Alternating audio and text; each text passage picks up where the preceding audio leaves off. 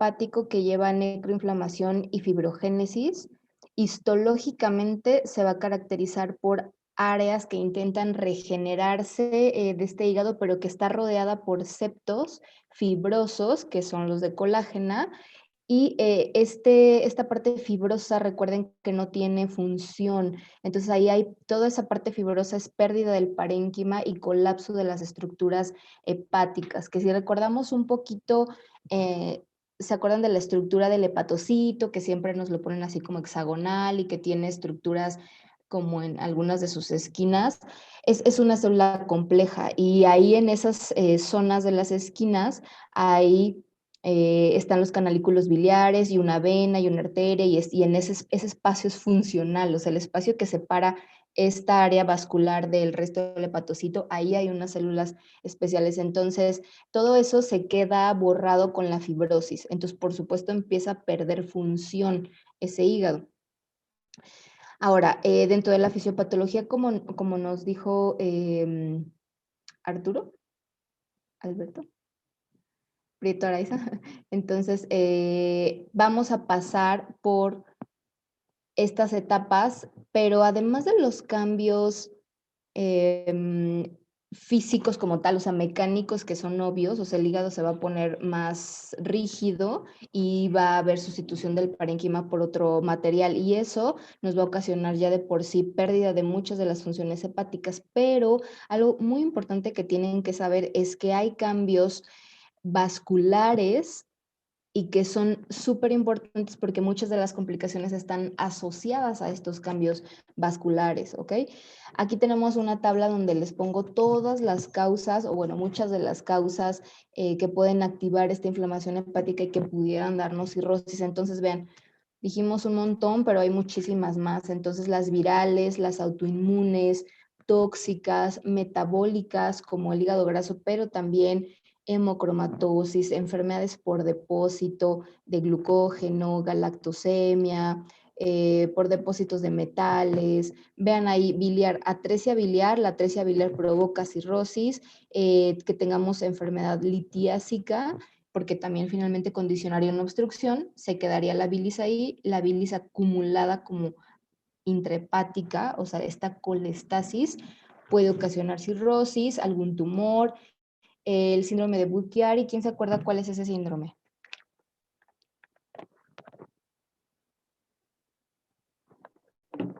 ¿Mm? Es cuando hay una trombosis de las venas suprahepáticas.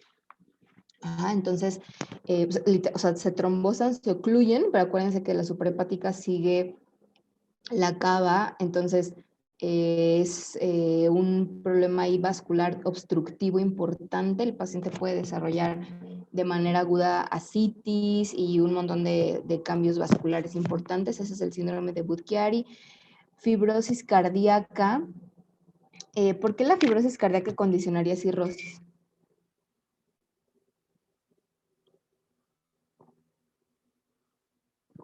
Piensen en el circuito de la precarga.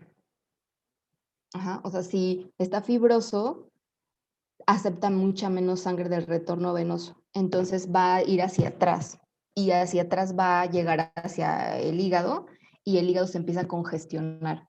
Siempre que el hígado se pone congestivo y la sangre no puede salir de ahí, el hígado empieza a tener hepatomegalia, una hepatomegalia dolorosa, el hígado se pone turgente, pero si eso no se arregla, ahí empieza a haber necrosis. Ajá, alrededor de las estructuras vasculares, entonces también podría ser una causa de cirrosis. Otras más raras como la fibrosis quística, estas deficiencias enzimáticas o iatrogénicas, lo que les decía, ¿no? Si alguien en una cirugía biliar de repente daña una estructura vascular o biliar intrahepática, entonces ese paciente puede desarrollar una cirrosis por esa causa o por algún tipo de vitamínico dado a largo plazo o metotrexate. Hay muchos pacientes que durante mucho tiempo usaron metotrexate para cosas reumatológicas. Entonces esos pacientes se vio después con el tiempo que desarrollaban fibrosis y metotrexate es uno de los medicamentos más asociados a fibrosis. Pues supongo que se intenta usar con mucha precaución, pero sí es un factor de riesgo. Entonces, a lo mejor si nosotros tenemos un paciente con artritis y después de años lo encontramos con cirrosis, un factor de riesgo para ese paciente hubiera sido o sea, es el uso de este medicamento. Entonces, como siempre, tenemos que indagar muy bien en los antecedentes, porque no todo es viral, no todo es por alcohol, aunque quizás son las causas más frecuentes. Entonces, cualquiera de estos procesos lo que hacen es activar un proceso inflamatorio a nivel hepático. Y ahí estas células que están dormidas, que son las células estelares, se activan, ¿ok? Con esta agresión hepática. Y básicamente empiezan a hacer lo que nos dijo Luis Arturo, que es la deposición de colágeno. Este colágeno se va sustituyendo, pero va haciendo que tengamos una matriz extracelular fibrosa. Entonces, llevamos a cabo este proceso de fibrogénesis, pero fíjense que al mismo tiempo también empezamos a tener cambios microvasculares a nivel hepático. Empieza a haber un poco de isquemia también y eso lesiona como tal también el parénquima. Y si tenemos, por ejemplo, un proceso infeccioso, recuerden que los virus directamente están dañando las células hepáticas, ¿ok? Entonces va a haber remodelación sinusoidal, derivaciones intrahepáticas anómalas y además también va a haber disfunción del epitelio. Entonces el epitelio de estos pequeños vasos no va a responder correctamente y estos dos procesos al mismo tiempo nos van a llevar hacia la cirrosis hepática. Entonces, esta es la escala de Metavir de la que hablábamos en clases pasadas, pero nos ayuda mucho para esquematizar las fases de la fibrosis. Entonces, miren, un F0, por supuesto, es un hígado normal, no hay fibrosis. Un F1 es cuando podemos tener fibrosis alrededor de la vena de cada, o sea, de cada hepatocito, ¿no? O sea, de sus terminaciones portales, ahí empezamos a tener fibrosis alrededor. Después en F2 ya se extiende desde el espacio periportal como intentando ir hacia otro de los espacios periportal. Entonces tenemos pequeños septos. En la fase 3, en F3 ya tenemos septos más marcados, entonces estas líneas de colágeno ya se ven mucho más. Y en el F4 están tan formadas y tan gruesas que ya como que nos dejan pequeñas islas de tejido normal, o sea, de hepatocitos normales entre ellas. Y que decíamos que es lo que hace que se vea como nódulos, como bolas. Y por eso se ve así un hígado cirrótico, ¿ok? Entonces, entre más F tenga, la fibrosis está más avanzada y le confiere esta característica de nodularidad al hígado, porque antes de eso es liso, ¿no? Entonces, ¿qué estamos diciendo cuando decimos cirrosis? Estamos hablando de un F4, la etapa final de la fibrosis. Y tenemos hasta ciertos puntos de fibrosis, por ejemplo, hasta F3, cierta reversibilidad del proceso, que es lo que nos decía Luis Arturo. Y hay algunos medicamentos cuyo objetivo sería intentar hacer una reversión de esto. Y siguen en estudio, todavía no tenemos algún medicamento que ya se recomiende así por guías y por todo que diga, sí, este medicamento revierte. Hay muchos así como en la carrera y lo que les decía, hay muchos que supuestamente sí funcionan y con reversibilidad de la fibrosis hasta de fetal a fetal, medida objetivamente con algunos estudios que ya vamos a ver más adelante, pero los estudios son propios de la casa comercial, entonces eso tiene un conflicto de interés. Entonces necesita que haya más y más estudios usando estos productos comerciales, pero por grupos que no tengan un conflicto de interés, ¿no? O sea, que no trabajen como para esa empresa y entonces ya nos puedan decir si funciona, funciona en tal y tal grupo de pacientes y no hay duda, o sea, lo hicimos con pacientes aleatorios y no, a nosotros no nos pagan por vender ese tipo de medicamentos, ¿sale? Entonces, lo que decíamos, aparte de que se está construyendo la fibrosis en el hígado, empieza a haber una disfunción endotelial. Entonces, aquí les puse una imagen de todas las conexiones o más o menos cómo se ve la parte vascular adentro del hígado. Entonces, vean, o sea, tiene muchísimos vasos sanguíneos, entonces ahí empezamos a tener disfunción también. Van a disminuir los vasodilatadores porque disminuye el óxido nítrico, porque disminuye la óxido nítrico sintasa y aumentan los vasoconstrictores, ¿ok? Y aquí vamos a empezar a tener aumento de la resistencia vascular porque aumentaron los vasoconstrictores y también tenemos disfunción endotelial que provoca que aumente el tono vascular. Pero a nivel sistémico, o sea, esto pasa en el hígado, pero a nivel sistémico nosotros empezamos a tener una vasodilatación esplácnica y sistémica, ¿no? Entonces, recuerden aquí, ¿qué pasa cuando nosotros empezamos a tener como menos riego renal? Cuando está bajo el volumen, Una lesión renal aguda. una lesión renal aguda. ¿Y qué sistemas se activan para intentar compensar? Renina, angiotensina. Exacto. Entonces, cuando empieza a haber vasoconstricción aquí hepática, recuerden que por ahí pasa la porta, las suprahepáticas, la cava. Por supuesto, está disminuyendo muchísimo en algún momento el flujo sanguíneo del cuerpo. Entonces, esa señal se capta a nivel sistémico y el cuerpo empieza a tener esta vasodilatación para intentar llevar más flujo, ¿ok? Pero a nivel hepático nosotros tenemos un proceso de vasoconstricción muy importante. Entonces, este cuadro, que lo van a estudiar muy bien, les resume básicamente todo lo que pasa ahí en la cirrosis. Entonces, miren, nos dice, hay incremento de la resistencia hepática por factores anatómicos que son todos los que dijimos, hay fibrogénesis, también hay nuevos vasos, hay angiogénesis y hay alteraciones a nivel del capilar, empiezan a crecer más pequeños vasos sanguíneos. Pero también tenemos alteraciones funcionales, que son esta disfunción endotelial, lo que dijimos, cuáles disminuyen y cuáles aumentan aquí en el proceso de la cirrosis. Aumenta mucho también la respuesta a los vasoconstrictores, aumenta en general el tono de la vasculatura hepática y estos dos son los que nos van a llevar a que el hígado empiece a fallar, porque el hígado depende de tener una circulación adecuada. Ustedes saben que es como una máquina de detoxificación, que tiene muchísimas funciones circulatorias, metabólicas. Entonces todo eso empieza a fallar porque todo se transporta a través de la sangre. Entonces también empieza a haber esta vasodilatación esplácnica por lo que decíamos que había vasodilatación sistémica. Esto lo hace como un mecanismo de adaptación y entonces eso empieza a ocasionar que como todo se vasodilata, lo que llega hacia la vena porta sea más, o sea, es más sangre, ¿no? Más flujo.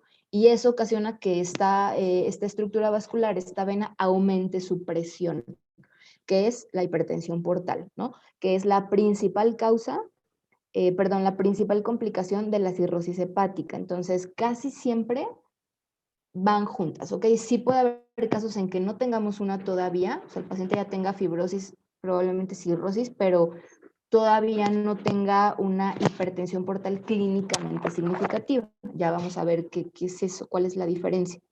Entonces, a partir de que nosotros tengamos un aumento de presión tan fuerte en la porta va a intentar sacar, me voy a regresar un poco al dibujo de la diapositiva anterior. Vean aquí en este dibujo, a medida que la porta tiene mucha presión, tiene que intentar sacar esa presión, porque toda esa presión no la puede distribuir en esta vasculatura interna, porque está en vasoconstricción. Entonces empieza a crear venas hacia otros lugares para poder sacar por ahí la presión, que es lo que se llaman las várices. Ajá. Entonces vean cómo crea colaterales aquí hacia el esófago, también puede crear colaterales a estómago, a intestino, puede crear colaterales a lo que le quede cerca para intentar bajar esa presión. Entonces, esto es lo que nos dicen que es la formación de varices y por eso aquí viene sangrado varicial. Ajá. Entonces, formamos varices y si la presión sigue aumentando, esas mismas varices se van a romper. Entonces, los pacientes tienen hemorragias de tubo digestivo muy intensas porque es un vaso literalmente roto, ¿sale? O sea, un chorro que está saliendo y saliendo. Además, hay vasodilatación de los vasos intramucosos del tubo digestivo. Entonces, hay unas enfermedades que se llaman, por ejemplo, una gastropatía portal, que nosotros vemos en los pacientes cirróticos y se ve por adentro su estómago, como le decimos, en piel de serpiente. Así tiene manchas rojas y luego otras como más pálidas que parece como si fueran escamas. Entonces, tienen muchos cambios que nosotros podemos ver cuando estamos intentando diagnosticar a un paciente. Además, hay muchos cortocircuitos por esta causa de la hipertensión portal a muchos niveles. Hay cortocircuitos a nivel renal, a nivel cerebral, a nivel pulmonar, y por eso estos pacientes pueden tener cosas como la encefalopatía hepática, o sea, se empieza a trasladar mucho más amonio a nivel cerebral y además sabemos que pasaba la barrera hematoencefálica, ¿verdad? Entonces, eso tiene mucho que ver con la encefalopatía que vamos a ver más adelante. Hay una circulación hiperdinámica y entonces podemos empezar a tener ascitis, ¿ok? Tenemos ascitis porque tenemos hipertensión en la vena porta y además porque tenemos muchos cortocircuitos que lo que empiezan a hacer es liberar líquido entre los peritoneos. Entonces, eso es lo que se llama ascitis y además también podemos tener un síndrome hepatorrenal. Eso significa que empezamos a tener afección de los riñones por tener este proceso de fibrosis. Hay dos tipos. El tipo 2 es un tipo crónico, como que va a la par. O sea, el paciente tiene cirrosis, tiene todos estos cambios vasculares, tiene un estado hiperdinámico, tiene vasodilatación esplácnica como un mecanismo de respuesta a que hubo una vasoconstricción inicial y entonces el riñón se empieza a dañar como de manera crónica. Entonces los pacientes con cirrosis también van elevando creatinina, van dañando su riñón, ¿ok? Y a nivel pulmonar, estos cortocircuitos pues hacen que el paciente no esté totalmente oxigenado. Entonces, en ese síndrome los pacientes empiezan a tener hipoxemia tan solo por tener cirrosis hepática. Entonces, todo empieza en el hígado, pero recuerden que estamos conectados, ¿no? O sea, como engranajes de un reloj. Entonces, si empieza mal un órgano y un órgano tan importante como este, que no es como que se puede quitar y ya todo se resuelve, entonces se empiezan a dañar otros sistemas, ¿ok? Entonces esto va a empezar a suceder. Y ahora, ¿cómo diagnosticamos un paciente que tiene cirrosis? Bueno, primero, ustedes que ya son expertos en eso, ubicarán factores de riesgo en su historia clínica, ¿ok? Entonces, si el paciente les dijo que lleva tomando toda su vida alcohol, ¿no? 30 años, intenso, lo dejó hace como un año y ahorita viene por no sé qué, para ustedes ya saben que eso es un factor de riesgo y que ese paciente ya puede tener fibrosis o hasta cirrosis hepática, aunque el paciente no vaya por eso con ustedes.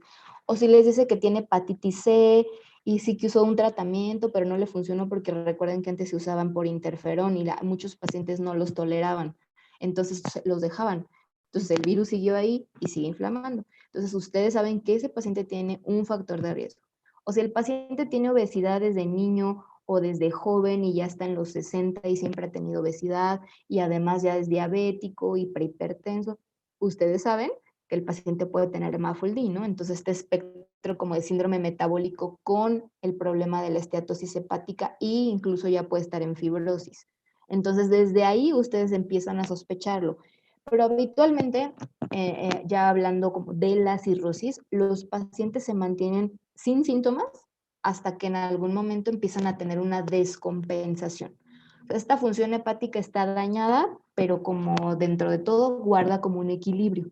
Y entonces el paciente puede durar muchos, muchos años sin tener ninguna molestia y sigue avanzando. Entonces, cuando llegan habitualmente es porque se descompensaron. Y en cirrosis, cuando decimos descompensado o tuvo una descompensación, nos estamos refiriendo a esto que les puse aquí, que empieza con ascitis o que tiene una hemorragia de tubo digestivo varicial o que empieza a tener encefalopatía hepática de cualquier grado, o que empieza a tener, o que tiene una falla aguda sobrecrónica, que también ya habíamos tocado ese término, o sea, como que el paciente llega y lo vemos y sí cumple criterios para falla hepática aguda y luego vemos que ya tenía una falla crónica, ¿no? Que ya tenía también hipoalbuminemia, que parece que esto ya llevaba un buen de tiempo y que además ya está fibroso el hígado. Es cuando diagnosticamos un agudo sobrecrónico. Puede ser que el paciente se diagnostique porque llegue así o que tenga síndrome paternal y por ahí se empiece a investigar. O sea, que alguien encuentre, tiene creatinina elevada y de ahí hacia atrás empiecen a buscar y por eso se diagnostique. O que desencadene un síndrome patorrenal tipo 1, que es una falla renal aguda, pero asociada como a la cirrosis. O también puede ser el caso que sea un paciente que va, nos lo refiere, nos los consulta porque tenía alteraciones en las pruebas de sangre, que porque le encontraron que tenía 50,000 plaquetas y nadie sabe por qué, entonces lo mandan, o que tienen poco prolongados los tiempos de coagulación, o anemia, además de la trombocitopenia, una elevación leve de bilirrubinas, entonces los mandan, ¿sale? Aparte de lo que nosotros vamos a empezar a aplicar de, a ver, tiene elevadas las bilirrubinas, está obstruido y todo lo que ya sabemos, también vamos a revisar todos los demás laboratorios y si encontramos varios datos y tenemos factores de riesgo, a lo mejor podremos sospechar que es una cosa crónica. O también puede ser que los manden por alteraciones en la imagen, que le hicieron una tomografía que porque la piedra en el riñón y en eso ven el hígado todo nodular.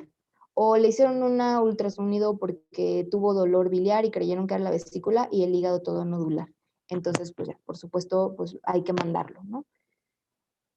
Entonces, para diagnosticar, como siempre, vamos a hacer una buena historia clínica, intentando sacar de ahí las claves que más nos puedan ayudar, los factores de riesgo y el examen físico en los pacientes con cirrosis también es algo que nos da muchísimos datos.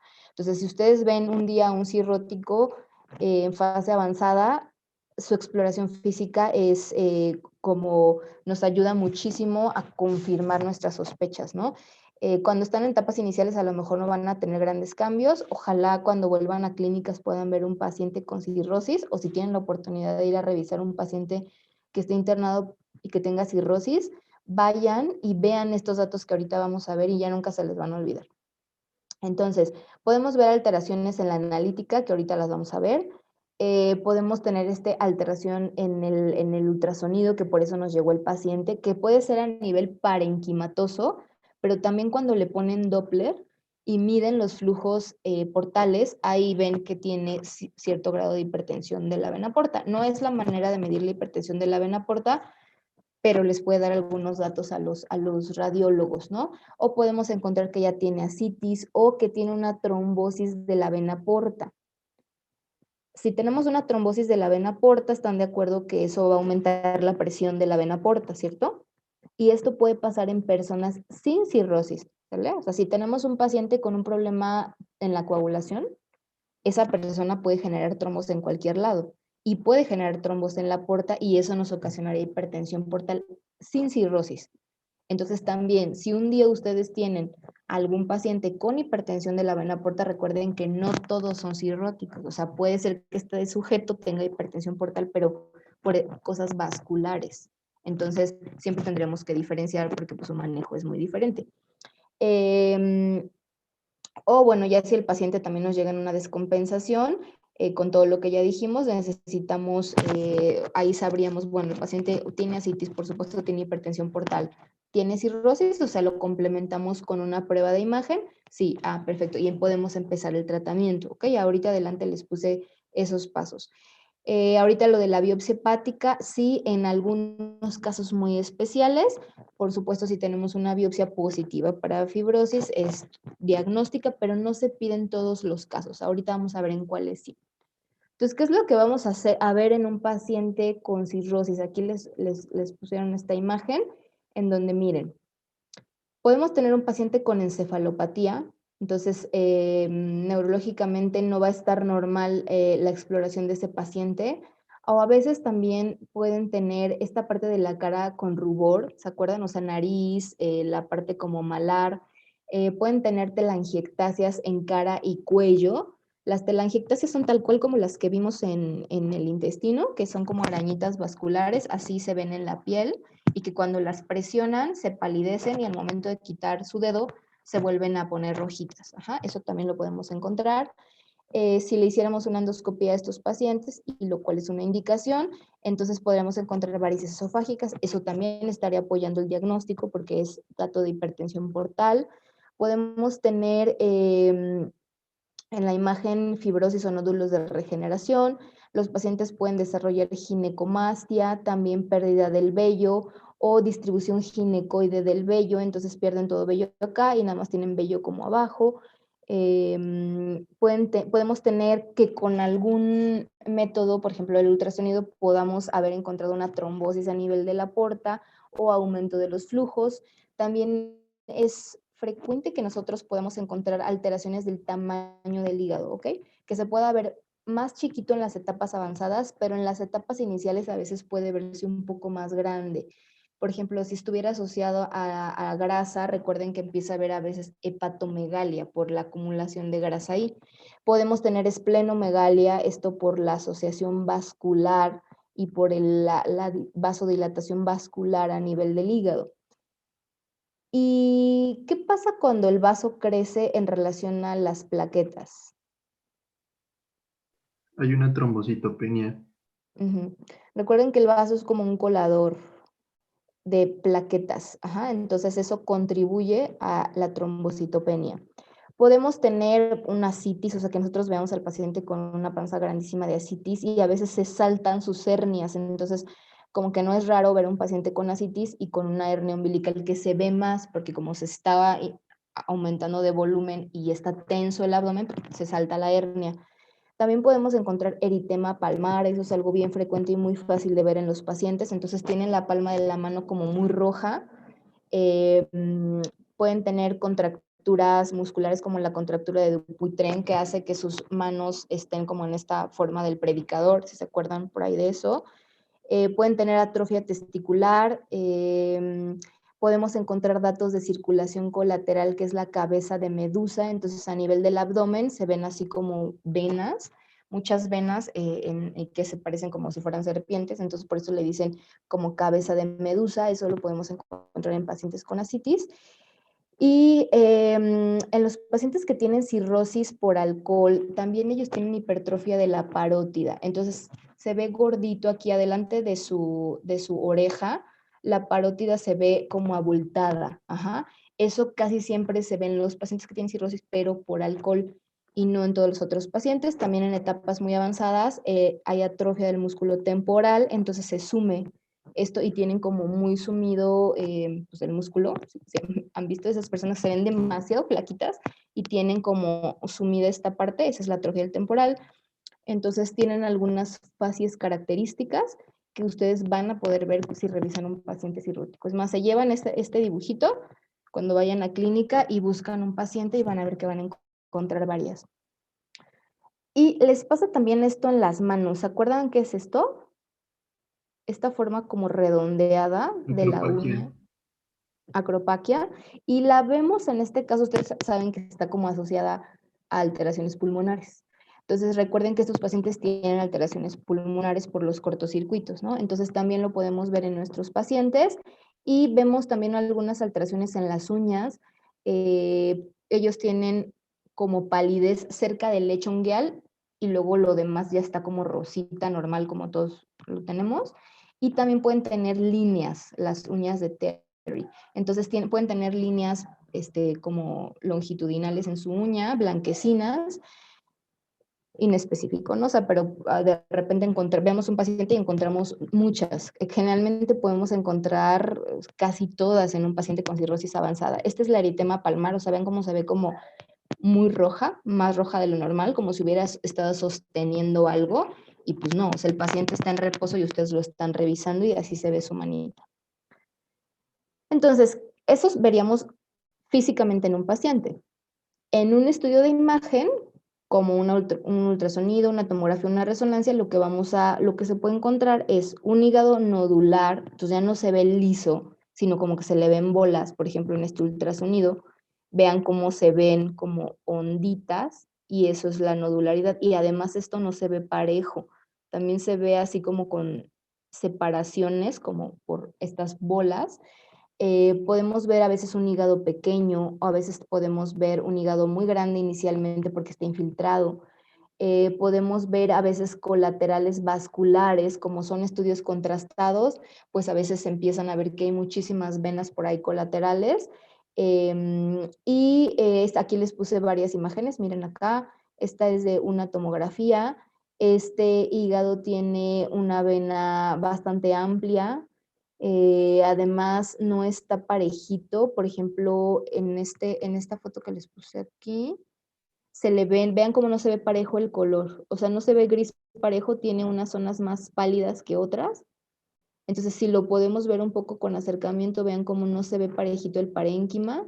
Y acá abajo en esta resonancia pues se ve totalmente nodular, ¿no? Ya saben que la resonancia siempre ve mucho más detalles, entonces siempre nos da mucha más información, pero también es mucho más cara y no en todos lados hay. Entonces, con otros estudios de imagen se puede ver, a lo mejor nosotros no lo podemos ver porque no somos especialistas en ultrasonido y tal vez si es un cambio muy ligero no lo veamos. Por eso siempre tenemos que mandar al paciente a que se haga sus estudios con un radiólogo, o sea, idealmente no un técnico radiólogo, sino un radiólogo y que le dé interpretación por escrito, porque lo que el radiólogo ve va a ser muy diferente a lo que nosotros podemos ver porque él se dedica a ver eso todo el tiempo. Entonces siempre pídanle, oiga, que le hagan su estudio con un radiólogo y que le den la hoja de interpretación. O sea, nosotros nos deben dar la hoja de interpretación y vemos las imágenes como un ejercicio, ¿no? Entonces, ¿qué alteraciones podemos tener en los laboratorios de un paciente? Supongamos que el paciente no tiene estudios de imagen y llega con nosotros nada más con unos laboratorios o lo mandan porque lo regresaron de la cirugía que porque estaban alterados sus laboratorios. Entonces, podemos tener anemia o no, ¿ok? Podemos tener leucopenia o no, trombocitopenia muy frecuentemente, pero también pudiera ser un paciente que todavía conserve plaquetas porque no tiene hiperesplenismo, porque todavía no llega a una hipertensión portal significativa, pero podríamos tenerlo. Entonces, si ustedes tienen un paciente que sospechan que los factores de riesgo y tienen anemia, o leucopenia, o trombocitopenia, o las tres, o nada más trombocitopenia, eso es un hallazgo que puede estar presente en estas enfermedades. No es específico, pero nos puede ayudar. Hipoalbuminemia también. De hecho, lo más frecuente es que encontremos trombocitopenia e hipoalbuminemia, pero podemos encontrar pacientes que ya traen todas las líneas bajas, ¿no? Que tienen pancitopenia. Hipoalbuminemia sí, porque recuerden que la síntesis es hepática. Entonces, la síntesis está comprometida, ¿no? Entonces, siempre empieza a bajar, pero puede ser que esté solo un poco baja, Entonces, hay que checar esto. ¿Podemos tener hipertransaminasemia? Sí, si el paciente sigue con un proceso de inflamación, pero pueden estar normales o incluso bajas si el paciente ya está fibrosado y ya no tiene el efecto inflamatorio. Entonces, en cirrosis, el hecho de que tengamos unas enzimas normales es como, sí, es normal. O sea, en un paciente con cirrosis no tenemos que tener las enzimas altas específicamente, ¿sale? Porque ya estamos hablando de un proceso crónico, o sea, ya pasó esta etapa inflamatoria. Quizás, como les digo, si tiene hepatitis C y la hepatitis C pues, sigue ahí el virus, podamos tener elevación. O si se está descompensando, entonces sí se pueden elevar. Pero recuerden, en cirrosis no tenemos que guiarnos con las transaminasas. Podemos tener hiperbilirrubinemia, eso es frecuente, generalmente empiezan con hiperbilirrubinemia leve, puede ser directa, o sea, nada más una de las dos bilirrubinas elevadas, o la indirecta, o tener un patrón mixto. Y si se descompensa el paciente, entonces empieza a tener hiperbilirrubinemia más importante y se empieza a poner ictérico y empiezan a elevarse. Pero recuerden, con ellos puede ser un patrón directo y ser por cirrosis descompensada, o puede ser la indirecta la que se está elevando y tal vez sospecharíamos incluso de primera intención que pudiera ser la cirrosis, porque cuando es directa, recuerden que siempre lo primero es descartar obstrucción. Entonces, siempre está esta confusión de a ver si no está como obstruido el paciente, y aunque es el más cirrótico, siempre pues le descartamos que no está obstruido y luego ya nos vamos como sobre otras causas. Pero cuando es indirecta y el paciente tiene otros datos, como que más rápido avanzamos hacia el diagnóstico. Podemos tener aumento de la GGT y la fosfatasa por alteración de las estructuras a nivel y la compresión de las estructuras a nivel biliar, intrahepático, y podemos tener prolongación de los tiempos porque recuerden que muchos de los factores tienen síntesis hepática. Y recuerden que siempre lo usamos como un factor pronóstico. Entonces, si se empieza a prolongar el INR y el paciente está descompensado, se está descompensando más. Entonces, estos nos ayudan mucho en el diagnóstico y en ver el pronóstico. Entonces, ¿qué podemos ver? Cambios en estos laboratorios de un paciente con cirrosis. Tal vez no todos, tal vez muy leves, pero hay cambios. Y tenemos también que, si estamos sospechando que hay un cambio en el hígado asociado a la fibrosis, nosotros tenemos que intentar por algún medio que podamos demostrar esa fibrosis, ¿ok? Entonces, para eso tenemos todos estos que ustedes ven aquí, muchos de estos ya los hablamos, el ultrasonido, la resonancia, se ve fibroso, se ve nodular, eso nos ayuda, pero también hay otros calculadores que yo creo que también ya los habíamos mencionado en otra clase, como el APRI, el FIB4, la Razona STALT, que nosotros podemos hacer incluso en nuestro consultorio y con eso podemos también de forma no invasiva intentar predecir el riesgo por lo menos que tiene de fibrosis ese paciente. Entonces tenemos todo esto para hacer. Aquí les puse un poco de lo que más hacemos. Por ejemplo, APRI, entonces es un calculador que ustedes lo pueden encontrar en cualquier calculadora médica y que metemos algunos datos de laboratorio y entonces nos da un valor y dependiendo de ese valor, vean, podemos ver, el paciente no, o sea, tiene ausencia de fibrosis porque sus laboratorios están muy bien, pero puede ser que nosotros metamos los datos y nos diga, ok, sí tiene probabilidad de fibrosis su paciente, pero está como en rangos dudosos con este tipo de calculadora, o si encontramos mayor de 1.5 en APRI, sabemos que el paciente tiene muy probablemente fibrosis significativa. Entonces, si a ustedes les llega un paciente, sospechan que puede tener cirrosis, le piden laboratorios, tiene ahí algunas alteraciones, lo hacen con su teléfono, el APRI, y ven que puede tener fibrosis significativa, se tiene que referir. Ajá. ¿Qué le pueden completar ahí? La imagen, o si tienen imagen, los laboratorios, pero pueden referir ese paciente y ya están casi que diagnosticando a un paciente con cirrosis. También pueden usar FIB4, hay varias calculadoras y la que puedan usar o tengan a la mano está bien, pero hay que hacerlo, porque así si lo mandan, ustedes ya le ponen con un FIB4 mayor de 1.5 con alta probabilidad de fibrosis y ya, así se manda al paciente, ¿no? Pero también tenemos algunas otras cosas más avanzadas con los cuales nosotros podemos medir la fibrosis de un hígado y esta es la elastografía. Miren aquí, estos son aparatos que ya sea por elastografía simple o asociada a resonancia o con impulsos acústicos, lo que se hace es medir la rigidez del hígado. Entonces, por ejemplo, aquí le ponen unas ondas con este instrumento aquí en el hígado y entonces esas ondas van a ir atravesando todo el hígado y miden la resistencia.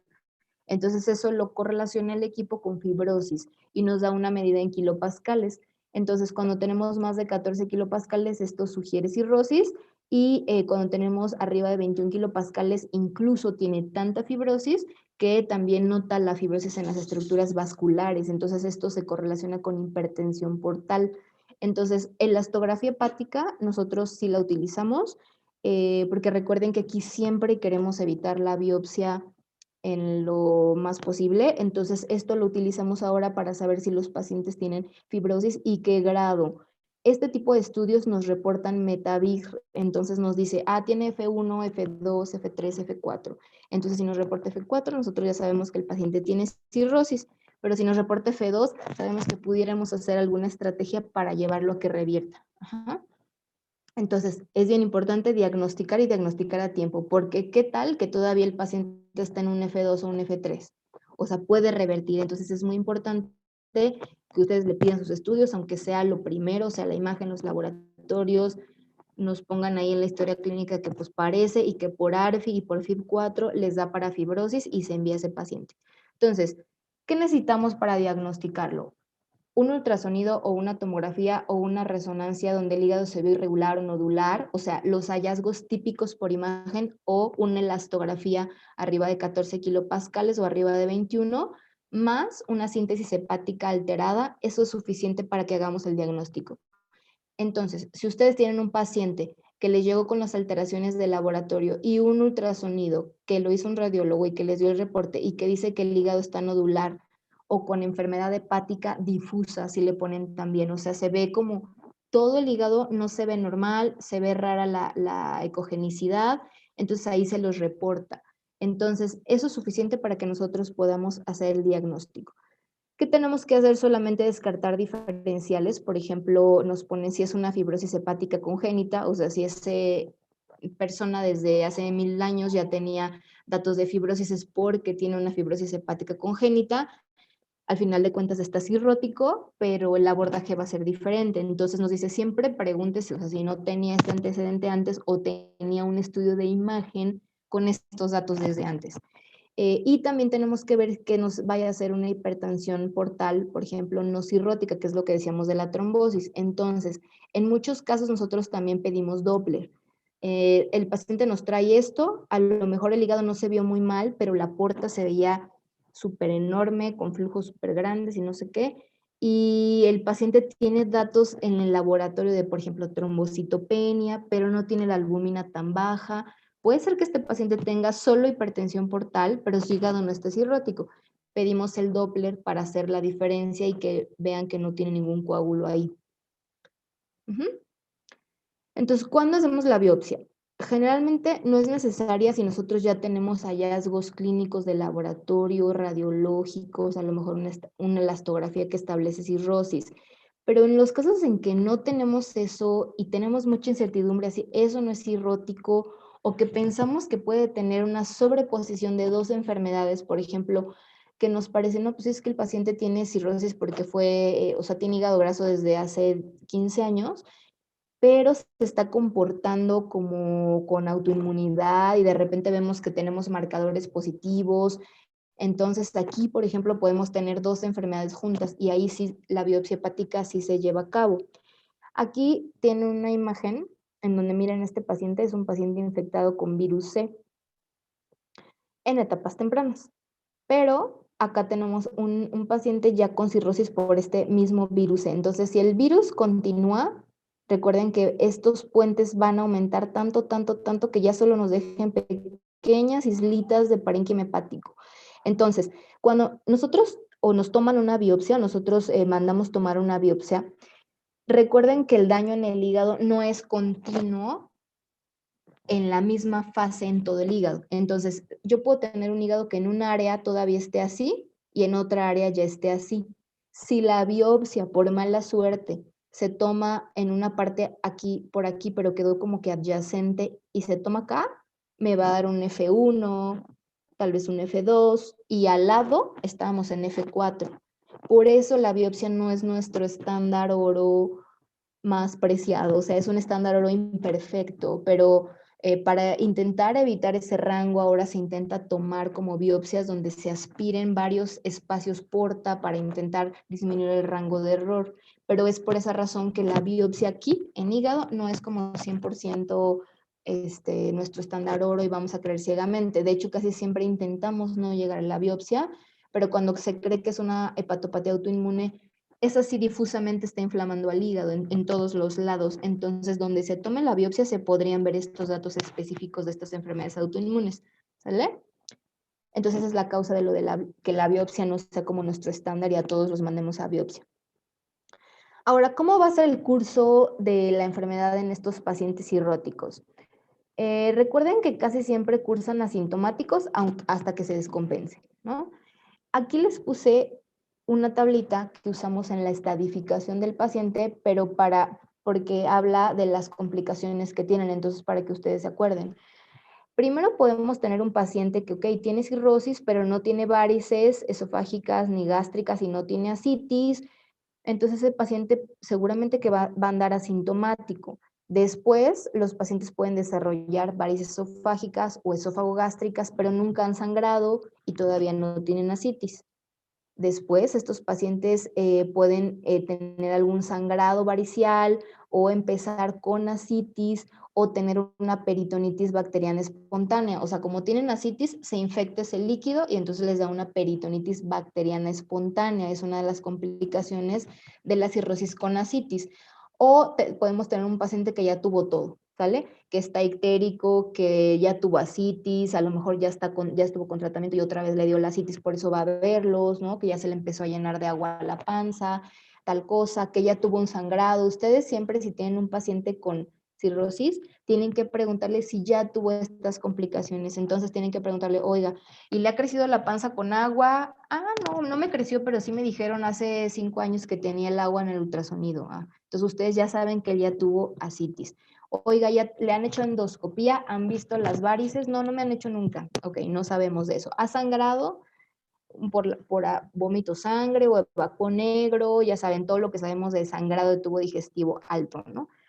Entonces tenemos que explorar porque así podemos estadificar qué está pasando con este paciente o si ya tuvo encefalopatía, ¿ok? Si ha tenido episodios donde estaba desorientado, dormido y lo llevaron al hospital por esa razón. Entonces siempre que ustedes se encuentren con un paciente cirrótico, tienen que buscar si se ha descompensado, porque entonces ya está en un estadio más avanzado de su enfermedad, ¿vale? ¿Y cómo los vamos a estadificar? Eso va a ser importante para efectos de tratamiento, de meterlos en la lista de trasplante y cosas así. Entonces, ustedes yo creo que igual ya han escuchado esta escala que es la clasificación de Child-Pugh. Esta escala inicialmente se hizo para pacientes que se iban a operar y que tenían el hígado cirrótico, intentando valorar como mortalidad asociada al procedimiento, pero no sé por qué nosotros también creemos que no es como la estadificación ideal, pero se utiliza muchísimo. Entonces, si ustedes ven un paciente con cirrosis, siempre les van a decir qué Child-Pugh tiene. Ajá, porque entre mayor sea, está peor el paciente y su sobrevida es mucho más baja. Entonces, esta es la escala de Child. Esta nos estadifica en 3 a los pacientes. Entre más Child tiene, el paciente está peor en relación a su metabolismo hepático. Ha tenido también complicaciones como encefalopatía. Y ustedes, esto también viene en todas las calculadoras, ustedes lo pueden calcular, pero necesitan saber si tiene ascitis o no, o sea, con el ultrasonido o clínicamente. Necesitan tener estos estudios de laboratorio y saber si ha tenido una encefalopatía y luego les da unos puntos y ya con eso pueden poner, es un paciente con cirrosis hepática, Child-Pugh A, Child-Pugh B, Child-Pugh tal, ¿no?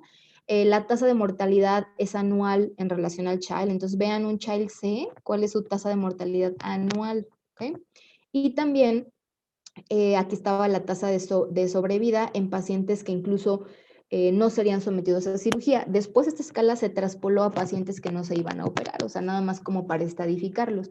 Y entonces esta es la tasa de sobrevida de estos pacientes. Entonces miren, un Child C tiene una sobrevida a un año de 45%. Estos pacientes se complican mucho más pues, que un Child A, ¿ok? Entonces hay que clasificar a los pacientes por Child. También podemos utilizar MELD, ya lo habíamos visto también en otras clases de hígado, y esto es más que nada un predictor de mortalidad, pero que nos ayuda a meter al paciente en una lista de trasplantes si fuere el caso que tuviera posibilidad de entrar, ¿sale? En las instituciones públicas, por ejemplo, pues todos los pacientes que empiezan a tener un MELD arriba de 20 y que hay posibilidad de meterlos a protocolos de trasplante, eso se hace. Lo tenemos que referir. ¿Y qué le vamos a tratar a estos pacientes? O sea, ¿qué les vamos a dar si su hígado... Sí, sí. MELD.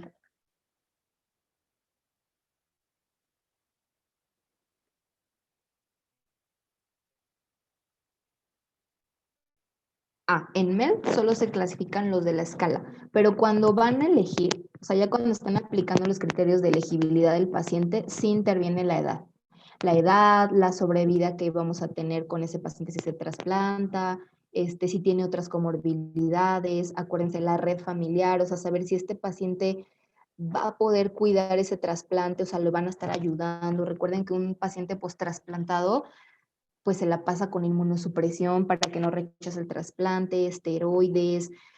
Es fuerte el tratamiento post-trasplante y entonces ese paciente tiene que tener todas las mejores condiciones como para poder salvar y conservar ese trasplante. Entonces son muchos más criterios los que toman para trasplante, pero para ingresarlo a la lista se toma el MELD y sí, muy probablemente, ¿verdad? O sea, si ya es un sujeto mayor de 60 años o ya nos van a decir, bueno, mira, sabes que ya no es candidato por la edad, pero si nosotros creemos que es candidato por edad y tiene una red de apoyo, lo metemos a la lista de trasplante basándonos en el MELD.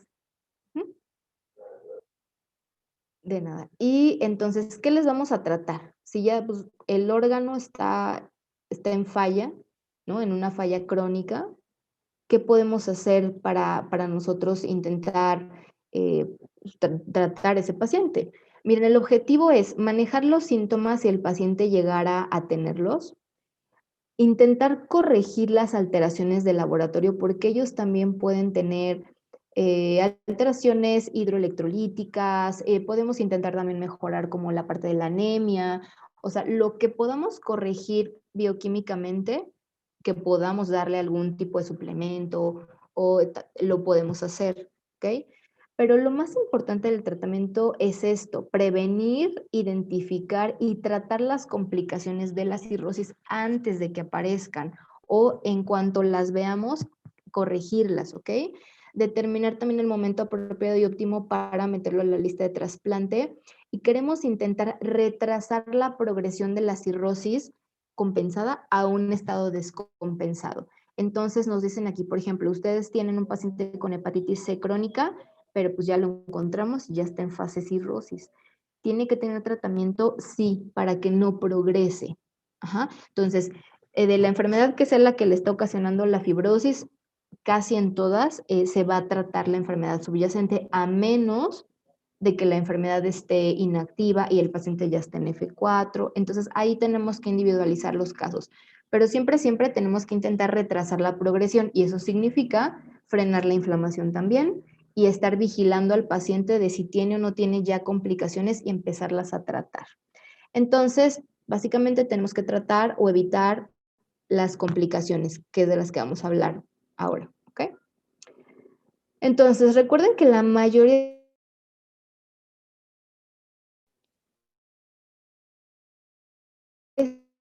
que tenemos en los pacientes con cirrosis, por todas las alteraciones vasculares que hay y porque la porta intenta sacar y disminuir esta presión por donde lo pueda hacer. Entonces, recuerden que tenemos cortocircuitos casi que a todos los niveles, entonces muchas de las complicaciones están asociadas a eso.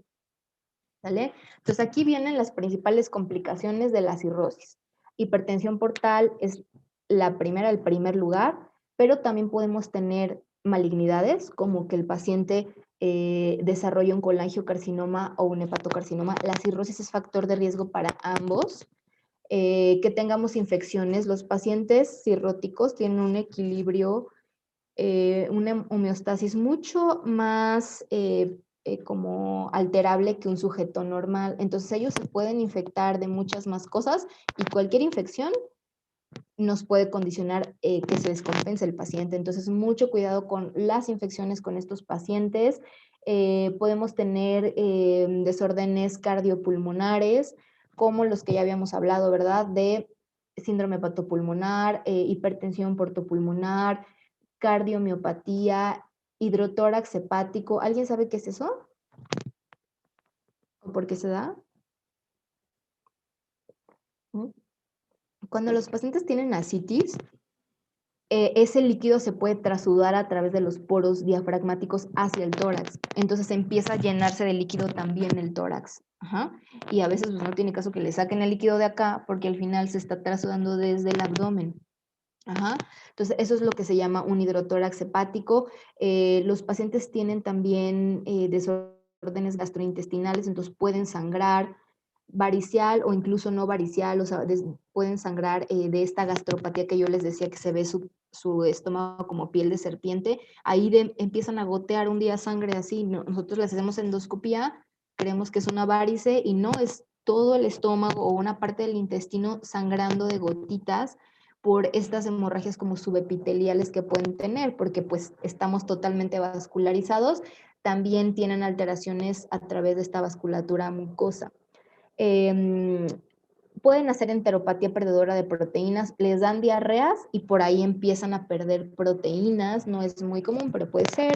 Pueden hacer trombosis venosa, pueden tener estas alteraciones renales que ya habíamos dicho de este daño crónico o agudo, pueden estar asociados a alteraciones metabólicas, ¿no? Ellos desarrollan insuficiencia adrenal, hipogonadismo, se desnutren, pierden músculo, hacen sarcopenia del paciente cirrótico, osteoporosis, pues a nivel neuropsiquiátrico ellos se deprimen, pero también pueden desarrollar encefalopatía hepática que está asociada a el amonio y los cortocircuitos. Las alteraciones hematológicas, ya hemos hablado de ellas, y también desarrollan disfunción eréctil, lo que puede contribuir a su depresión, fatiga y pues alteraciones musculares. Entonces, vamos a empezar, vamos a tocar no todas las complicaciones, porque algunas no necesariamente tendríamos que hablar de ellas. Por ejemplo, las infecciones y tal, finalmente se trata como cualquier otro paciente, pero recuerden que si no se trata a tiempo, descompensa a nuestro paciente. Y lo que finalmente vamos a estar tratando nosotros en relación a la cirrosis son esas descompensaciones, ¿vale? Entonces, hipertensión portal. Obviamente se trata de que aumenta la presión de esta vena, ¿verdad? Para saber cuánto es hipertensión, primero hay que saber lo normal. Lo normal es hasta 5 milímetros de mercurio. Vean, esta es la porta. Vean todas las venas que llegan aquí. Es una vena muy importante, es una estructura vascular muy, muy importante en nuestro cuerpo. Y cuando hay hipertensión aumenta el gradiente de presión a este nivel, pero también afecta el gradiente de la cava inferior, de las suprahepáticas, porque están totalmente conectadas. Entonces, ¿cuándo es hipertensión? Portal realmente es arriba de 6 milímetros de mercurio. Sin embargo, cuando tenemos entre 6 y 10, como que es un rango gris, o sea, podemos tener un paciente con hipertensión portal, pero todavía no tiene nada clínicamente significativo. Cuando ya tenemos algo clínicamente significativo es cuando tenemos arriba de 10 milímetros de mercurio de hipertensión portal. Entonces es un valor muy importante que tienen que recordar, ¿ok? Porque antes de eso tenemos un área gris. Pero si nosotros identificamos al paciente con el Doppler y lo que sea, antes de que llegue esta hipertensión portal significativa, podemos impactar en la progresión de esta complicación en el paciente. Y recuerden, ya cuando tenemos hipertensión portal clínicamente significativa, pues hay ascitis, se desarrollan las varices, incluso pueden sangrar las varices. Tenemos los shunts portosistémicos que nos condicionan encefalopatía, síndrome hepatorenal, síndrome hepatopulmonar y todo eso, ¿sale? Y aquí les pusieron esto solo para que recuerden que hay aumento de la presión portal por factores mecánicos, que era la fibrosis, pero también por factores dinámicos, que era la vasoconstricción y el aumento de respuesta a los vasoconstrictores, ¿ok? O sea, a nivel endotelial, esto es un factor dinámico. Y tenemos un estado de disfunción endotelial en todo el hígado. Entonces, tenemos hipertensión portal por dos vías. Ahora, les puse aquí unas fotos. Este es un esófago normal, así lo veo yo cuando paso con el endoscopio. Recuerden que cuando hay hipertensión de la vena porta, entonces empieza a hacer colaterales a donde puede para liberar esa presión. Aquí vean cómo empezó a hacer estas colaterales hacia el esófago y también hizo como unas por ahí anómalas hacia acá, hacia el estómago, y así se ven por endoscopía. Entonces yo le hago una endoscopía a un paciente con cirrosis y ya no se ve así, o sea, con cirrosis e hipertensión portal, sino que podemos llegar a ver esto. Toda esta parte inflada de aquí, pues son las varices, así se ven por adentro del esófago. Y esto es lo que vemos cuando un paciente tiene una hemorragia de tubo digestivo alto varicial. No es como la de la úlcera que veíamos ahí, como el coágulo adherido, que en algunos casos sí podíamos ver el sangrado en jet. Es así. Entonces, ¿en cuánto tiempo creen que se choque? Si es una vena que está dando continuamente, ¿no? Entonces, es muy grave. Tiene que estar en urgencias con manejo óptimo, agresivo. Como siempre, recuerden que lo primero es la estabilización hemodinámica, pero tiene que ser rápido porque vean cómo está esto dando a chorro, ¿no? Y así también puede sangrar una varice gástrica o una varice intestinal o una varice aquifúndica o donde la tenga el paciente. Porque acuérdense que hace colaterales a todo lo que está cercano, entonces pues el intestino está aquí abajo, también puede haber varices ahí. Entonces, por eso hay una recomendación de que a todos los pacientes que se diagnostiquen con cirrosis, pues yo les diría F3, F4, que tienen hipertensión portal, mándenlos a una endoscopía, porque ahí es donde identificamos que ya las tiene, y si tiene varices de medianas a grandes, nosotros usamos una clasificación que se llama la clasificación de Dagradi o de Baveno, y entonces si las tiene ya grandes, las varices, de una vez le damos tratamiento endoscópico. Entonces, de manera como terapéutica, nosotros podemos usar beta bloqueadores para disminuir la presión portal en todas esas venas colaterales o ligadura. Si el paciente a lo mejor tiene varices grado 1, grado 2, entonces podemos utilizar propanolol, Pero si el paciente ya llega con unas varices como las de la foto anterior, ¿no? o tiene signos de que ya se van a romper, pues por supuesto lo adecuado sería hacerle una ligadura con banda. Son equipos especiales como esto que ven aquí, está montado sobre el endoscopio y libera unas ligas, y esa liga como que hace como una especie de, como un chupón, así como una de la varice, y lo que hace es interrumpir el flujo.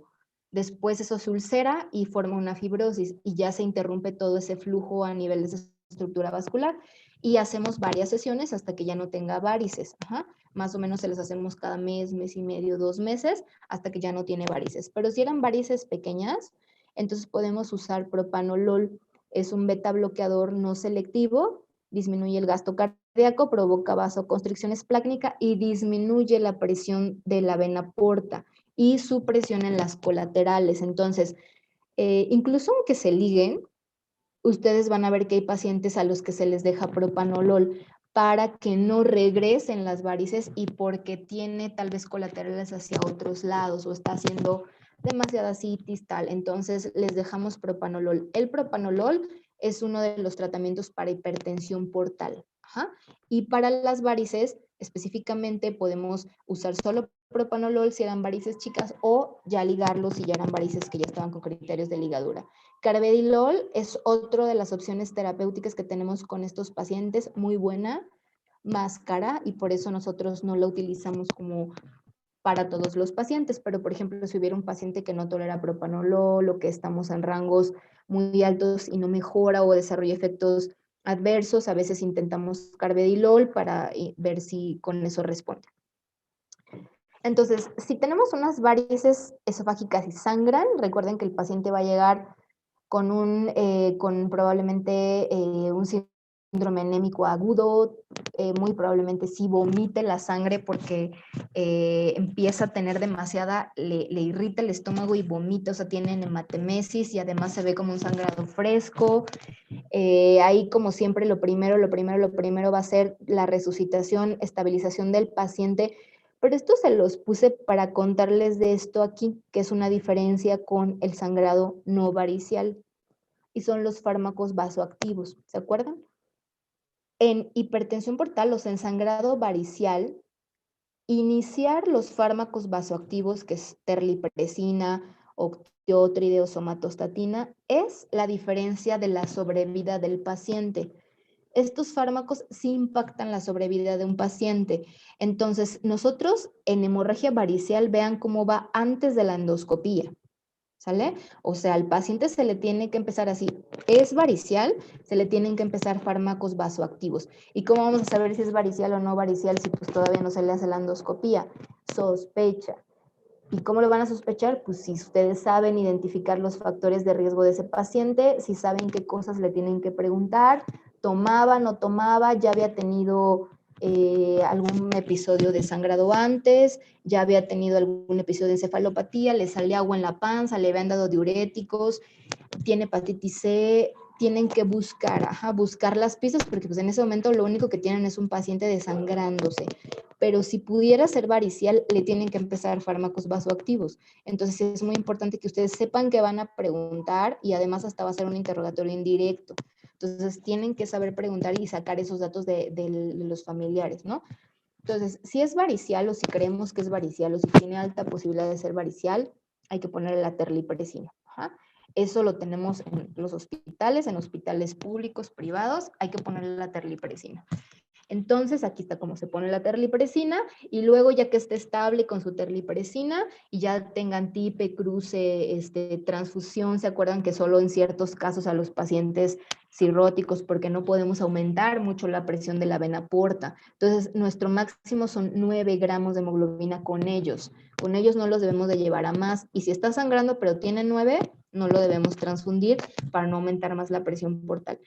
Y entonces, ya que tenemos todo cubierto y el paciente ya está más estable y lo que sea, tipado, cruzado, quizás transfundido, tiempos, si requirió corrección, ¿no? Con plasmas y todo, ya pasa la endoscopía, ¿sale? Porque si nosotros pasamos un paciente con 3 de hemoglobina, la presión portal a todo lo que da, un taponcillo ahí apenas de plaquetas, o sea, imagínense en la ligadura, cuando nosotros ligamos, absorbemos esa vena así o sea, literal con succión.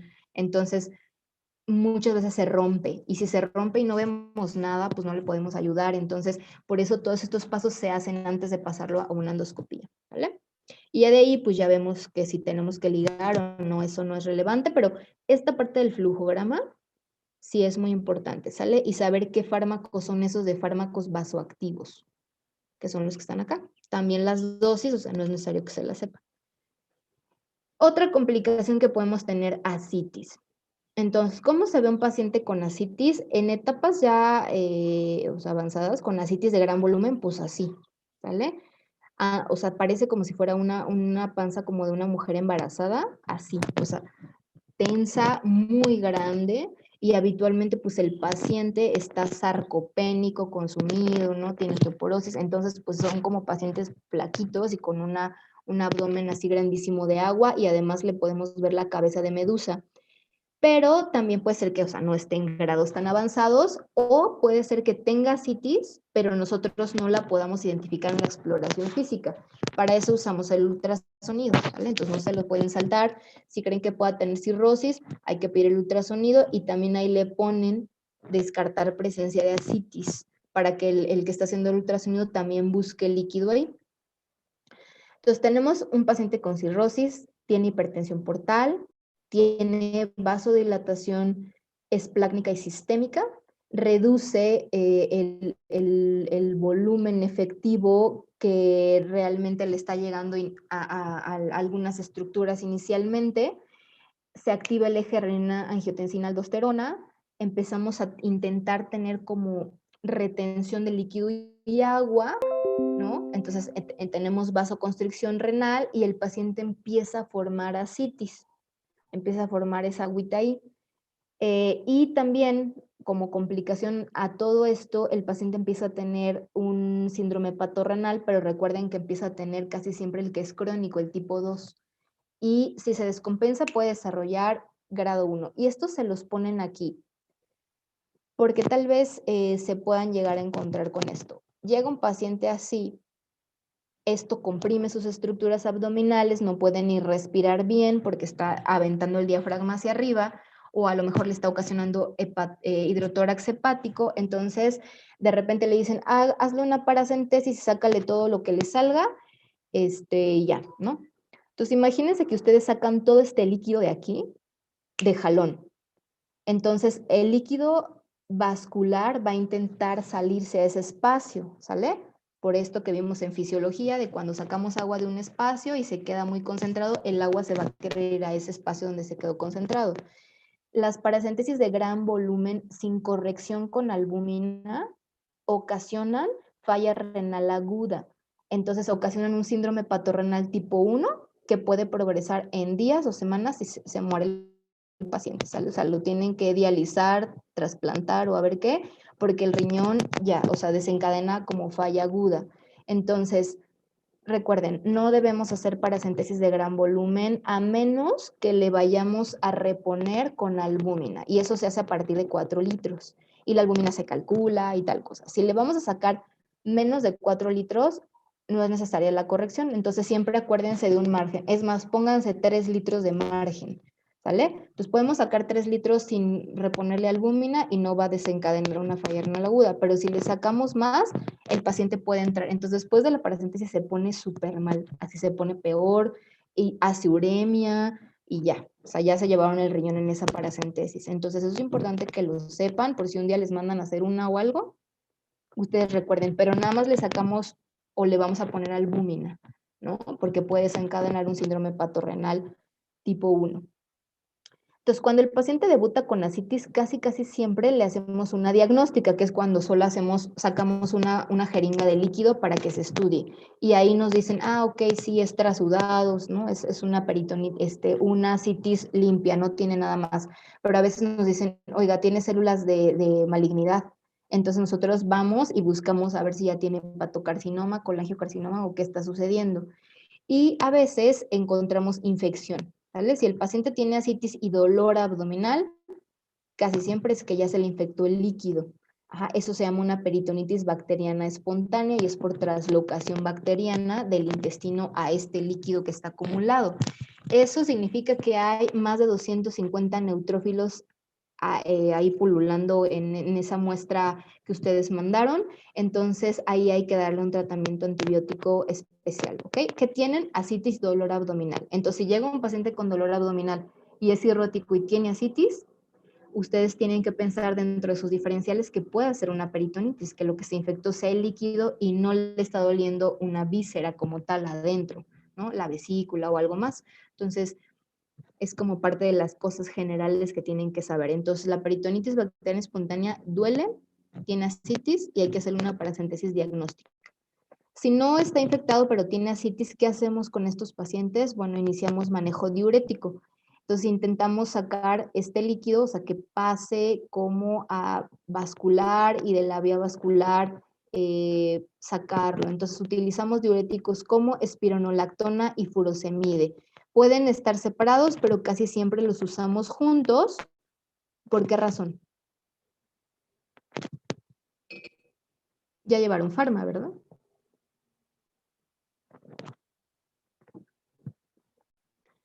¿Qué electrolito retiene el espiro? Potasio. Y la furosemide lo tira, ¿no? Entonces, con esto intentamos hacer un equilibrio de los electrolitos. Si ustedes, hay pacientes que no se pueden usar los dos, pero si solo usamos espiro, al rato llega el paciente y entonces tenemos así como que ya trae 6 de potasio, ¿no? Entonces necesitamos sacarle el potasio.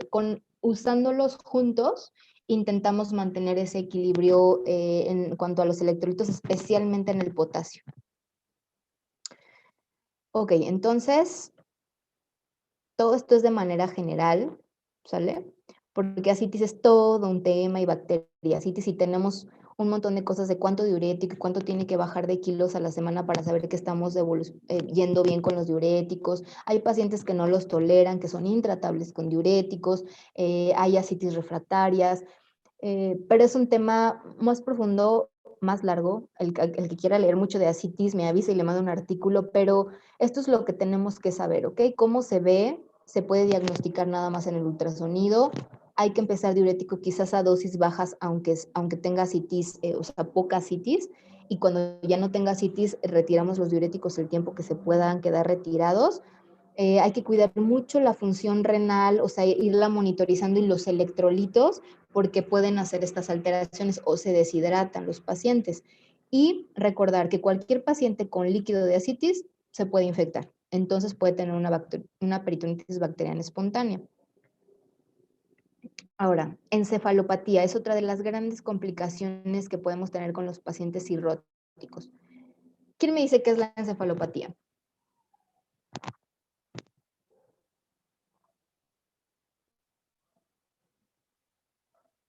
¿Quién por ahí?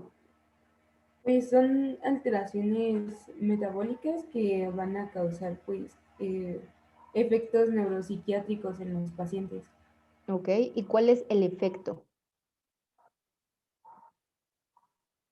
Lucero, o sea, ¿qué les pasa?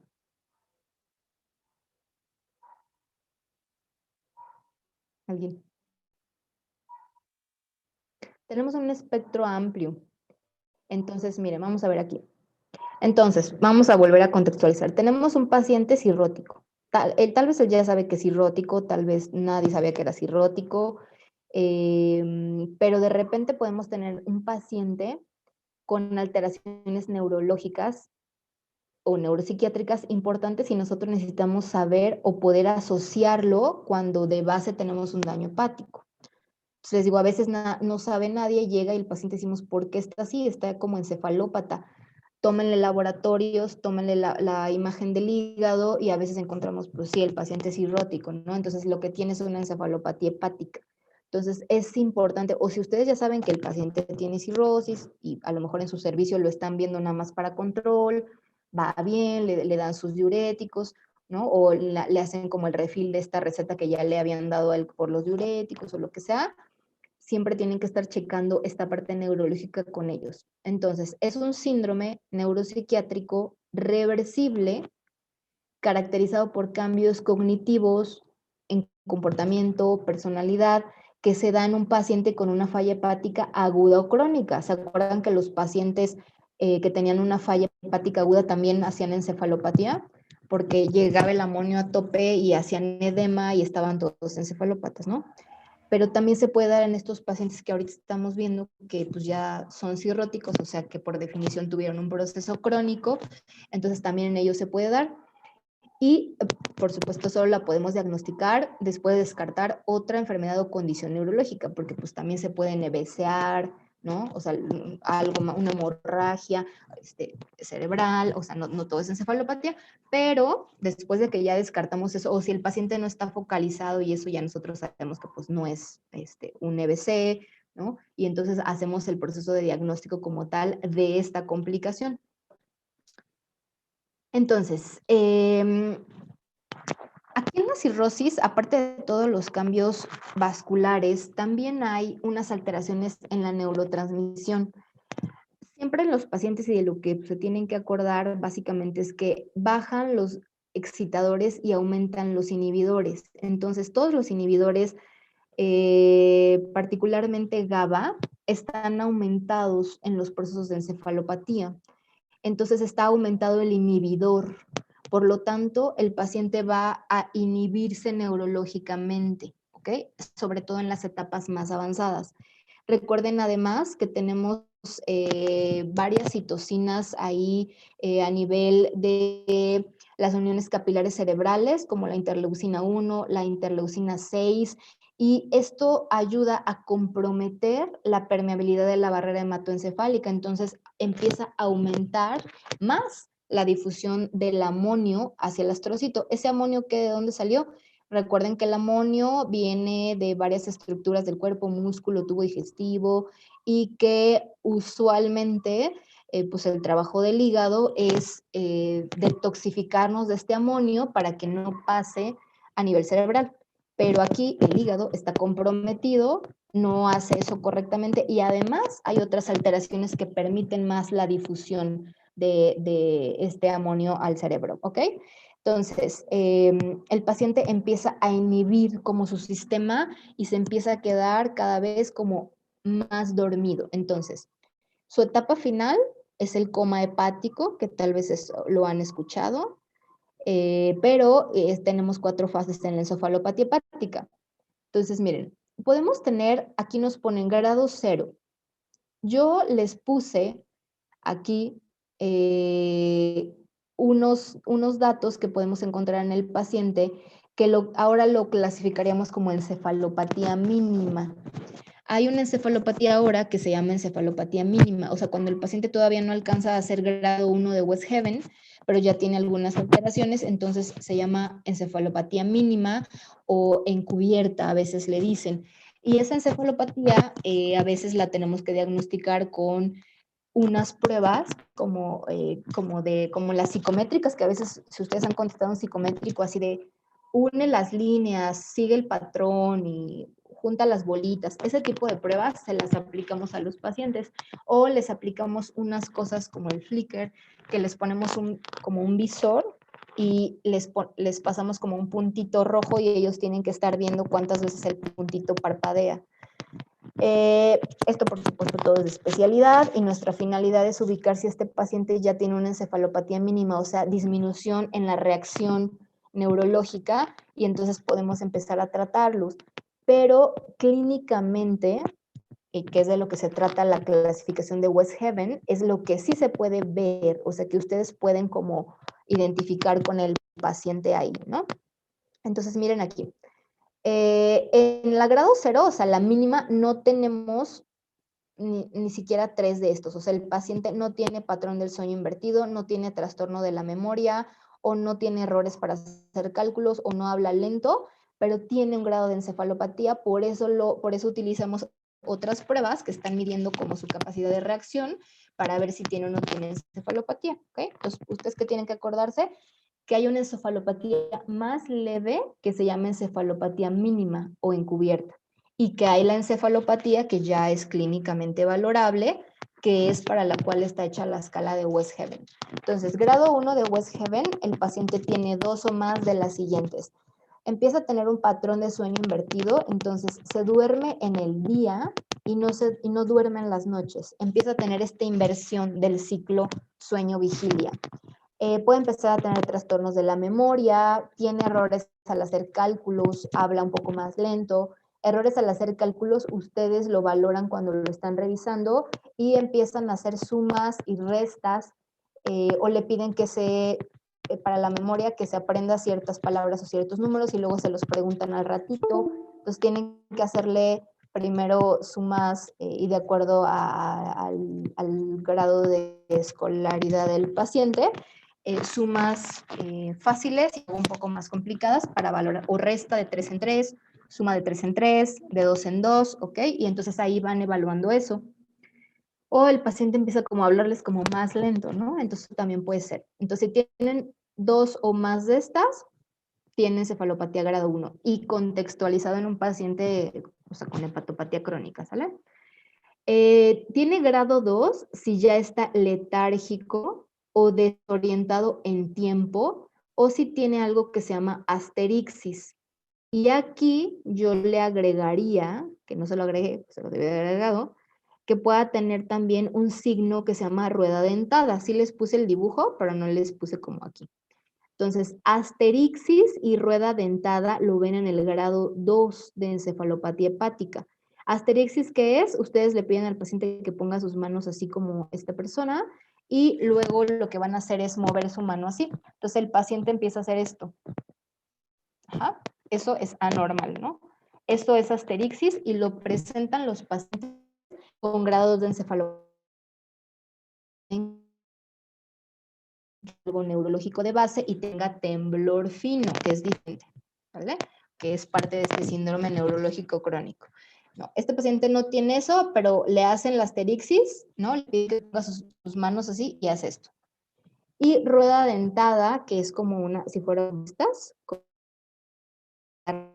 eso lo valoran a nivel del codo del paciente. Entonces, así como lo está haciendo el examinador de aquí, ustedes cargan el brazo del paciente y le piden que lo flexione y entonces no se siente normal, sino parece que estuviera como haciendo esto como en un engranaje, ¿ok? Tiene como topes, así.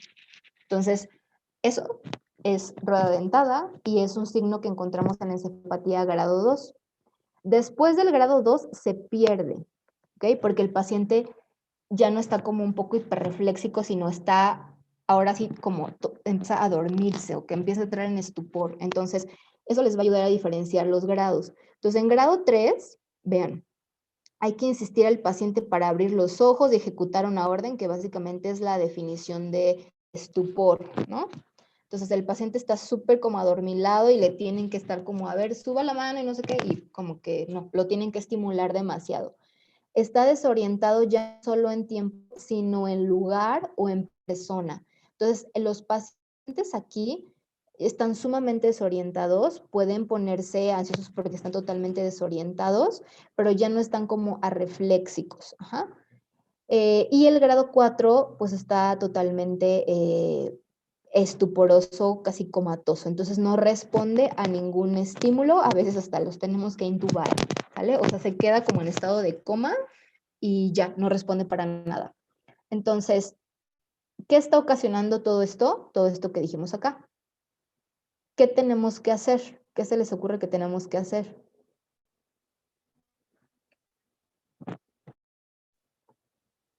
Acuérdense que el amonio es el que le está dando esta disfunción astroglial y se está durmiendo, ¿no? El GABA está aumentando muchísimo y o sea, los excitadores están por los suelos. Francisco Medina, ¿qué tenemos que hacer? Doctora, ¿Qué? ¿no se le da L-ornitina? Puede ser. ¿Y qué queremos con eso? Disminuir la cantidad de amonio que hay en intestino, y también se utiliza Lactulax para favorecer las acciones. Exacto. Entonces, ¿qué queremos? Sacar ese amonio de ahí para que el paciente empiece a despertar, ¿sale? Sacarlo de ahí. En estos grados, por supuesto, que no le podemos dar así, abra la boca, tómese su lactulosa, ¿verdad? O sea, el paciente está, o sea, está casi a 2 pasos de entrar en coma hepático. En estos casos, a veces lo indicado, de hecho lo que está recomendado es poner una sonda nasogástrica y empezarle a pasar la lactulosa por ahí, ¿sale? O si no tenemos, si tenemos L-ornitina, el aspartato o un antibiótico, ahorita ya les voy a decir cuál, eso, pero necesitamos empezarle a tratar para revertirlo. Y es como si fuera como una plantita seca que le echan agua y como que despierta, así, ¿sale? Le empiezan a pasar la lactulosa y el paciente empieza a despertar. Entonces, tan fácil como eso, pero si no lo reconocemos, si no sabemos, si no tenemos idea ni nos acordamos o no sabemos qué es cirrótico, vamos a estar SBC, háganle la TAC, no sé, o sea, tal vez nos tardemos no sé cuánto, mucho más en llegar a esto, ¿no? Entonces ahora ya lo saben, un paciente cirrótico puede entrar en encefalopatía, primero vamos a estar, o sea, es progresiva, entonces siempre los familiares deben de estar alertados de que puede empezar así, así, y si empieza tienen que traerlo rápido al hospital, porque en estos grados todavía puede ser vía oral, o sea, si el paciente responde y coopera, puede tomar la lactulosa vía oral, entonces es como muy sencillo, ¿no? Y hay pacientes que ya la toman porque ya siempre están como recayendo en la encefalopatía, entonces ya se lo damos casi que de continuo, ¿vale? Eso nosotros lo vamos regulando ahí en la consulta con los pacientes de cirrosis. Entonces, esta es la escala de West-Haven de encefalopatía hepática, es importante que la sepan porque sí o sí la van a ver ahora en su internado, en su residencia. ¿Sabes? Entonces, ¿qué es lo que nos puede provocar que el paciente como que entre en la encefalopatía? Recuerden que cualquier cosa que nos descompense, cuando el paciente se descompensa, entra en encefalopatía o sangra o se pone ictérico o todo lo que vimos, ¿no? Es una de los datos de descompensación de la función hepática. Entonces, ¿qué puede ser? Cualquiera de estos. Si tenemos a nosotros un paciente cirrótico y le dan una benzodiazepina para dormir, porque como no duerme en la noche y se duerme en el día, entonces se va a súper dormir y le puede desencadenar la encefalopatía hepática, ¿no? Uso de benzodiazepina, narcótico, alcohol, que se incremente la producción del amonio, como que esté comiendo proteínas de origen animal más de lo recomendado, que esté estreñido porque entonces no está dando y empieza a aumentar el amonio, que haya tenido una hemorragia gastrointestinal. Fíjense que los pacientes que tienen hemorragia gastrointestinal tienen digestión proteica de esa sangre y entonces desencadenan encefalopatía. Ajá, entonces, cuando nosotros metemos al hospital a un paciente por hemorragia pericial, tenemos un montón de cosas que vigilarle porque puede caer en encefalopatía, puede tener peritonitis por la translocación de bacterias, varias cosas. Que el paciente tenga alteraciones ácido base también le pueden dar encefalopatía o que se deshidrate. Si no está tomando bien agua y le estamos dando diuréticos, se empiezan a deshidratar y puede desencadenar la encefalopatía. O si vomita, le da diarrea o le hacen una paracentesis de gran volumen, como se descompensa en ese momento todo, entonces puede entrar en una encefalopatía. Si le hicieron un procedimiento de TIPS, que son como cuando intentan hacer artificialmente cortocircuitos con la puerta para sacar la presión, esos pacientes tienden más a tener encefalopatía por el paso más directo como del amonio y de las toxinas, ¿sale? O si tiene alguna oclusión vascular así aguda como una trombosis portal sobre su cirrosis, porque estos pacientes tienen un equilibrio de la coagulación también como muy ligero, o sea, ellos pueden hacer trombos y también pueden tener hemorragias. O pues ya le dio cáncer, un hepatocarcinoma, ¿no? Entonces, por eso cuando un paciente tiene encefalopatía, tenemos que buscar qué lo detonó y eso lo tenemos que intentar corregir. Por eso es lo primero que tenemos que hacer. O sea, además de las medidas generales, identificar y corregir el descompensante. Lo que está recomendado en las guías internacionales es lactulosa. Lactulosa es la indicación 1A para tratar la encefalopatía hepática. Podemos usarlo en enemas si tenemos, podemos ponerle una sonda y pasarlo por ahí, o si el paciente todavía lo puede tomar vía oral. Y de aquí nos pone, bueno, si no tiene respuesta, lo que se hace es aumentar la dosis y si no, agregar otras opciones, como un antibiótico que usamos para encefalopatía, ahorita les voy a decir cuál, o L-ornitina, L-aspartato o algún otro sustrato que nos ayude a poder desintoxicar del amonio. Y si no responde, perdón, y si sí responde, tenemos que hacerle algunos cambios al paciente progresivos para evitar que vuelva a recaer, ¿sale? Ver qué dosis necesita el de lactulosa, cómo se la va a llevar, que incremente la proteína en la dieta, pero no de origen animal, o sea, de origen vegetal, y ver en cuánto quedó su MELF, a ver si se va a meter a la lista de trasplante. O sea, aquí yo diría, si responde, pues ya, o sea, dejas el tratamiento, si estabas usando, por ejemplo, L-ornitina intravenosa, lo pasas a vía oral o le das lactulosa a vía oral ahora que ya como que despertó. Entonces, aquí ya sería como estabilizar, ajustar las dosis y mejorar estilo de vida, ¿no? ¿Qué tratamientos usamos? Entonces, el principal y el más aceptado es lactulosa. Su nombre comercial es Lactulax, pero hay muchos otros nombres comerciales. Es un disacárido no absorbible que acidifica mucho el medio intestinal, entonces disminuye la absorción del amonio, nos ayuda a liberarlo también más rápido y lo podemos usar vía oral o por enemas. ¿Okay? Esta es la principal indicación. Es fácil de conseguir. Entonces, recuerden, si el paciente no puede tomar lo que hacemos, pues enemas o sonda. Rifaximina es otro de los medicamentos que está teniendo cada vez más estudios como un complemento con la lactulosa para prevenir la recurrencia de la encefalopatía o llevar completamente a la remisión, a que el paciente revierta, el paciente despierte, ¿no?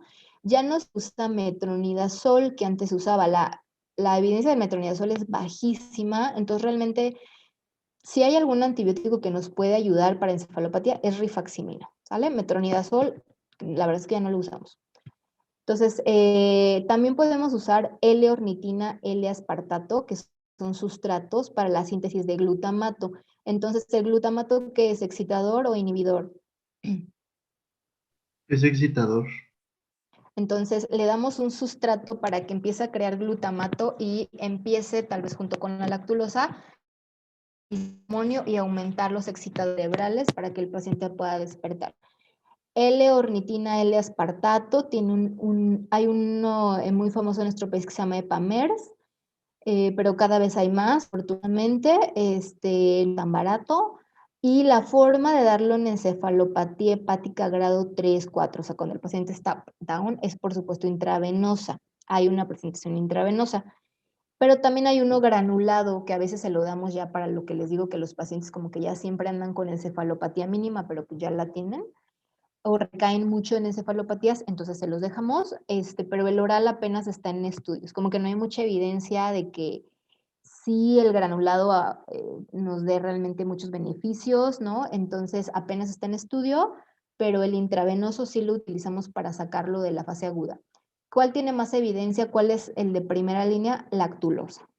Doctora, el libro menciona Sí. también a los antibióticos neomicina. ¿Sí se ocupa todavía o no Sí. tanto? Sí. Sí, neomicina también tiene cierta evidencia. No es de primera elección. Neomicina sí se puede llegar a utilizar si no tenemos nada más, ¿sale? O sea, si estuviéramos bien lejos, no tenemos nada y tenemos neomicina, denle la neomicina.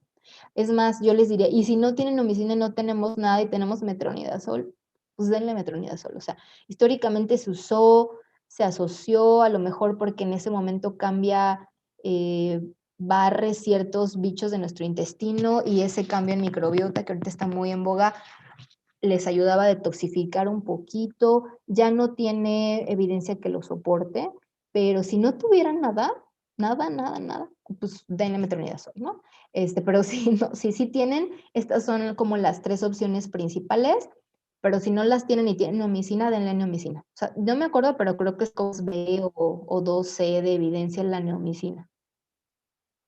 ¿Sí? Ajá.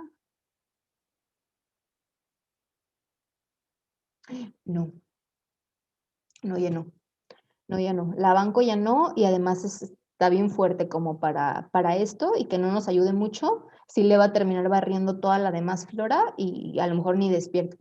Entonces, ese ya no, ni metro, ¿no? A menos de que estuviéramos, les digo, en una situación así como de emergencia, pues ya. Pero si no, estos de aquí, ¿sale? Y última complicación de las que vamos a tratar, el cáncer, ¿no? Entonces, recuerden que el tener un hígado que todo el tiempo se intentan regenerar, o sea, los hepatocitos que se quedaron entre los puentes de fibrosis, recuerden que tiene esa función como regenerativa el hígado. ¿Se acuerdan que como que siempre se intenta estar regenerando? Lento, pero lo intenta. Entonces, va a seguir haciendo eso, va a intentar seguir haciendo, pero en ese proceso, porque sus células ya ni siquiera son sanas, podemos tener una célula maligna, ¿no? Y al momento de estarse replicando, pues forma un tumor, pero también puede salir en la vía biliar, o sea, en estas zonas biliares adyacentes a este problema hepático. Es menos frecuente el colangiocarcinoma que el hepatocarcinoma, por eso no lo voy a meter aquí. Pero ¿qué vemos cuando tenemos un colangiocarcinoma? Se empieza a lesionar la vía biliar y se empieza como a obstruir. Entonces tenemos un paciente ictérico con patrón obstructivo, fosfatasa alcalina y GGT están súper altas y a lo mejor tiene marcadores tumorales positivos, o cuando le hacemos una imagen ya se ve alguna zona súper estenótica de la vía biliar y ahí hay que mandarlo a procedimiento y hacerle una biopsia o un cepillado de cara. O sea, tendríamos como un médico, y para sospechar que fuera un colangio, pues vemos si el paciente es cirrótico o qué pasó, ¿no? O si tiene otra condición que le pueda predisponer a un colangiocarcinoma. Y en hepatocarcinoma yo creo que es incluso más sencillo. Todos los pacientes cirróticos se tienen que mandar a ultrasonido cada 6 meses. Entonces, siempre, ¿no? Esta es como nuestra vigilancia. Entonces, si encontramos un nódulo de repente en un ultrasonido y vemos algo que antes no estaba y ahora sí, entonces se tiene que hacer una tomografía con características especiales o una resonancia con características especiales, contrastada con a 2 fases, etc. Y entonces nos caracterizan esa lesión para ver si es un tumor o no, ¿no? Entonces, ya sí se diagnostica finalmente. Hay una cosa en la tomografía que se llama el signo de washout, entonces ahí se ve una intensidad en la fase arterial y luego otra intensidad en la fase venosa y un lavado en la fase venosa tardía. Y bueno, necesitamos un radiólogo, un especialista en imagen, que sepa valorar estos datos, y ya si él nos confirma por imagen que sí es, o que tiene todas las características, entonces prácticamente está diagnosticado. Aquí no le vamos a tomar como biopsia porque puede haber siembras, ¿no? Cuando nosotros empezamos a intentar biopsiar ese tumor o está muy vascularizado, sino que usamos estos criterios. A veces podemos usar la alfa-fetoproteína también porque se eleva mucho en el cáncer hepático. Entonces, si tenemos la imagen y alfa-fetoproteína y el paciente cirrótico, pues es un hepatocarcinoma. Recuerden que la posibilidad de que un paciente cirrótico desarrolle hepatocarcinoma es hasta de 20% a los 5 años, y que hay enfermedades que pueden darnos hepatocarcinoma sin pasar por la cirrosis, ¿sale? ¿Se acuerdan? Como la hepatitis B, y se ha visto también algunos tipos de esteatohepatitis, o sea, como fibrosis por hígado graso, se ha visto que predisponen al paciente a cáncer hepático aún sin esfuerzo. Entonces, ¿cuáles son los síntomas que puede tener nuestro paciente si ya le salió un tumor? Puede empezar a tener dolor como en la zona hepática, puede empezar a tener pérdida de peso progresiva. De por sí pierden peso, pero es como lento, porque van teniendo sarcopenia y eso.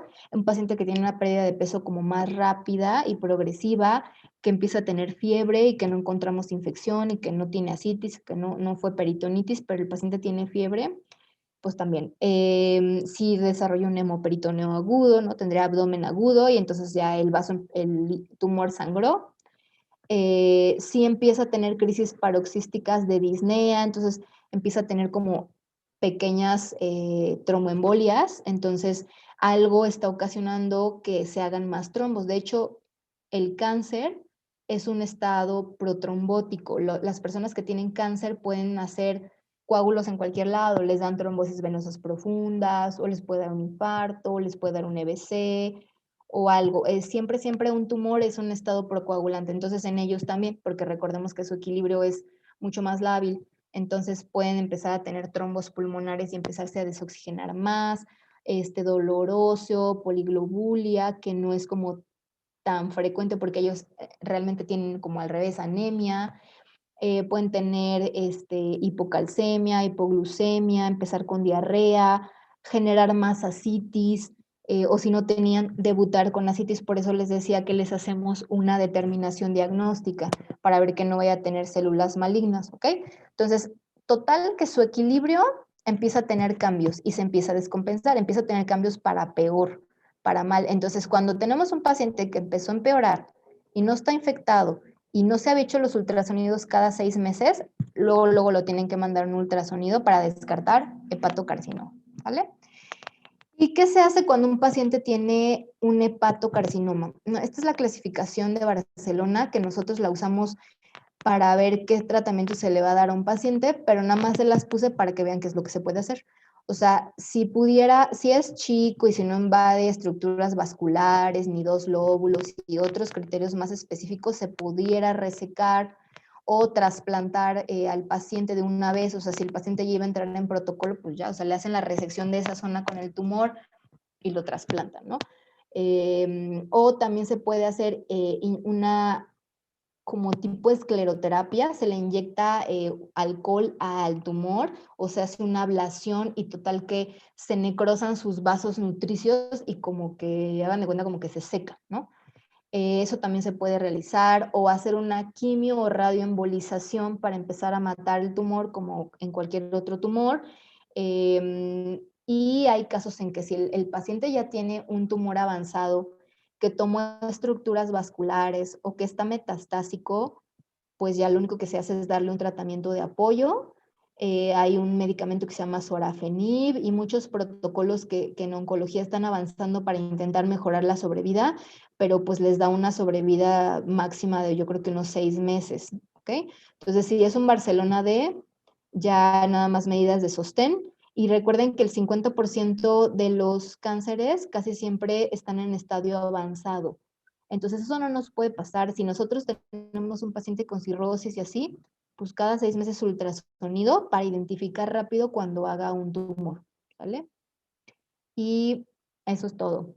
Con cirrosis y sus complicaciones de manera general, pero las que tienen que saber.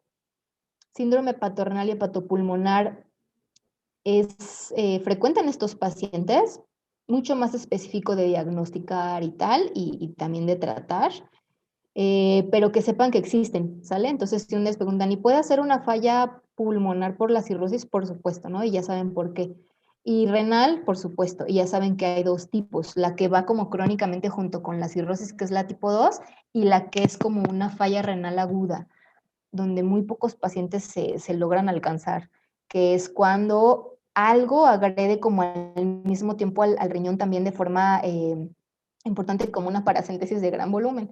Entonces no tenemos que hacer ese tipo de paracentesis, por más que vean al paciente como con 10 litros de ascitis, sí la podemos hacer si le vamos a estar reponiendo albúmina. ¿Qué es lo que va a hacer la albúmina? Ahí, en la paracentesis. Aumentar la presión oncótica y que no se fugue el líquido. Exactamente. Va a hacernos esta función como de retener el líquido intravascular. Entonces no va a haber depresión del volumen a nivel renal, ¿no? Y se calcula, ¿sale? Se calcula por peso, cuántos gramos, o sea, tenemos que hacer ahí un cálculo, pero ustedes si un día les mandan, digan, no, pues o sea, nada más le saco 3 litros porque no le vamos a poner albúmina, o le vamos a poner albúmina, perfecto. Después de los 4 litros se pasa cierta cantidad de albúmina por litro de ascitis que se va a sacar. Entonces eso es para protegerlo del hepatorenal tipo 1, encefalopatía. ¿Dudas? ¿No? Bueno, ya cuando Tengo una vayan duda. leyendo, si surgen, las vemos. Doctora, ¿Sí? yo sí tengo una duda. ¿Por qué ocurre la atrofia tenar hipotenar y la del músculo temporal? Mira, ellos tienen atrofia y reabsorción muscular prácticamente generalizada. O sea, entran en un estado catabólico y también tienen muchas alteraciones hormonales. Entonces, ellos empiezan a tener sarcopenia, pero de manera muy importante, y también pierden densidad ósea. Entonces, si la pregunta es como quizás por qué como que nos fijamos justo en esos músculos, yo creo que probablemente porque ahí lo empezaron a notar. O sea, ellos se enflacan de la cara y hacen una facies así como se atrofian todos estos músculos y se les ven las cuencas también como que más sumidas. Y tienen gordito esto, porque muchos eran por alcohol, entonces tienen la parótida como hipertrófica y entonces esto se ve como más sumido y se les ve como el círculo que tenemos aquí del cráneo, como del temporal, pero es por una atrofia muscular generalizada, solo que como signos lo toman ahí. Yo creo que probablemente porque otro paciente a lo mejor con un proceso de desnutrición no tan marcadamente baja estos músculos, ¿no? Los de la mano o los del temporal. O sea, como que primero se consume los músculos del más resto del cuerpo, pero en ellos eso sí se nota. Ustedes van a ver un paciente con la mano así como demasiado planita, aunque, o sea, no es como que estos músculos sean muy gordos, yo también tengo, pero lo que sí van a ver son las manos muy rojas, las uñas raras y todo lo demás que vimos, ¿sale? Prométanme que si van a clínicas, pidan un paciente con cirrosis y ahí le buscan todo, y ya nunca se les va a olvidar. Y hay veces que ustedes ven un paciente y dicen así como, el paciente es cirrótico, ¿no? O sea, yo lo veo y todo lo que le veo físicamente es como de un paciente cirrótico y él ni va por eso. Eso es trabajo de un doctor, decir, el paciente tiene como signos hepáticos, le va a pedir unas pruebas, ¿no? O le va a pedir una imagen, aunque sea, o sea, que se haga un ultrasonido, porque sí se nota mucho. Y tienen muchas alteraciones endocrinas, ¿vale? Como vimos que tienen estas alteraciones tienen hipogonadismo y tienen hipopituitarismo, entonces todas estas alteraciones también contribuyen a esta pérdida muscular y de líbido y atrofia genital y tal cosa, ¿no? Entonces, la verdad es que la pasan mal estos pacientes, pero tenemos mucho que hacerles y hay muchos pacientes con cirrosis en nuestro país y recuerden que son por diferentes causas y hay pacientes con cirrosis o con F4 jóvenes y esto les empieza a ocurrir. Entonces el manejo ya es en especialidad del paciente cirrótico, lleva varias áreas. Son cosillas ahí por ahí más específicas. También la dieta va muy bien balanceada, su cantidad de proteína tiene que estar muy bien balanceada porque ellos empiezan a tener esta atrofia. Hay suplementos especiales para pacientes cirróticos, pero nos ayuda mucho que ustedes, por lo menos hasta este punto, y cuando vayan al internado, al servicio, sepan estas claves, sepan reconocer y refieran, sepan lo que está mal hacer, lo que se tiene que hacer, en qué grado está de encefalopatía, mientras que le pueden dar, ¿sale? Yo no les puse las dosis aquí, pero no sé, o sea, si están como en el libro, pero si quisieran saber las dosis de lactulosa, o sea, siempre empezamos con 15 mililitros cada 12 horas, cada 8 horas, luego nos vamos bajando, pero generalmente la dosis son 15 mililitros cada 12 o cada 8, dependiendo cómo esté el paciente y si puede tomarla. Y les da diarrea, recuerden que es como, o sea, como que es un laxante, ¿no? O sea, es como nuestro objetivo aquí con ellos. ¿Más dudas? Doctora, entonces para diferenciar la cirrosis de la trombosis portal se utiliza la ecografía Doppler. Uh-huh. Ok, Sí, bueno, gracias. si hubiera otro medio para valorar estructuras vasculares, o sea, por ejemplo, si tuvieran resonador y dicen, no, pues aquí en la resonancia ahorita vemos o estaría muy bien, pero en un ultrasonido, sí se puede ver, nada más que depende, si está muy gordo el paciente, recuerden que no se ve muy bien, o si, y es operador dependiente, pero se puede ver desde un ultrasonido. O sea, le pedimos un ultrasonido Doppler y si no ve trombos ahí, pues no hay trombos, ¿no? Y si además ustedes le ven otras alteraciones en relación a cirrosis, ya dicen, no, pues o sea, es cirrótico, ¿no?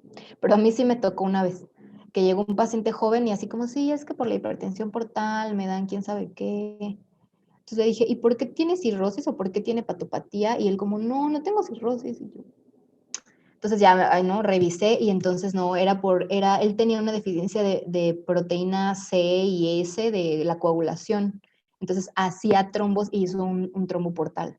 Y él por eso tenía hipertensión portal y no se pudo hacer como el retiro del coágulo, entonces estaba como más bien anticoagulado y tomaba su medicación para la presión portal. Entonces, no es lo más frecuente, o sea, por el que he visto muchísimos pacientes con hipertensión portal por cirrosis, es más frecuente que esté asociada a la cirrosis a que sea aislada, pero pues siempre pregunten, ¿no? O investiguen, a lo mejor les toca a un joven así y el problema no está en el hígado, sino en esto de la coagulación.